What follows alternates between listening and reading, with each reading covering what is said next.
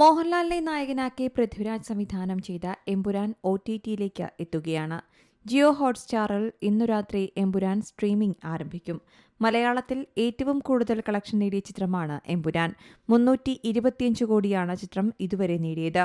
Sree Gokulam movies, Aashirvad cinemas, Lyca productions എന്നിവയുടെ ബാനറിൽ ഗോകുലം ഗോപാലൻ, ആന്റണി പെരുമ്പാവൂർ, സുഭാസ്കരൻ എന്നിവരാണ് ചിത്രം നിർമ്മിച്ചത്. മോഹൻലാലിനൊപ്പം പൃഥ്വിരാജ്, മഞ്ജു വാര്യർ, ടൊവിനോ തോമസ്, ഇന്ദ്രജിത്ത് സുകുമാരൻ, സുരാജ് വെഞ്ഞാറമൂട് തുടങ്ങി വലിയ താരനിരയാണ് ചിത്രത്തിൽ അണിനിരുന്നത്. റിലീസ് ചെയ്ത് വെറും 5 ദിവസം കൊണ്ടാണ് ചിത്രം 200 കോടി ക്ലബിലെത്തിയത്. മലയാള സിനിമാ ചരിത്രത്തിൽ പുത്തൻ റെക്കോർഡുകൾ സൃഷ്ടിച്ച ചിത്രം കൂടിയാണ് എമ്പുരാൻ.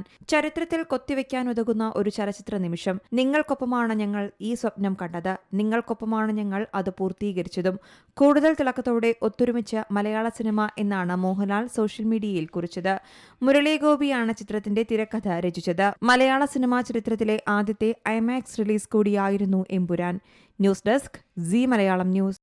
ഏറ്റവും പുതിയ വാർത്തകളും വിശേഷങ്ങളും വിരൽ തുമ്പിലറിയാൻ സി മലയാളം ന്യൂസ് എല്ലാ ഡിജിറ്റൽ പ്ലാറ്റ്ഫോമുകളിലും ലഭ്യം.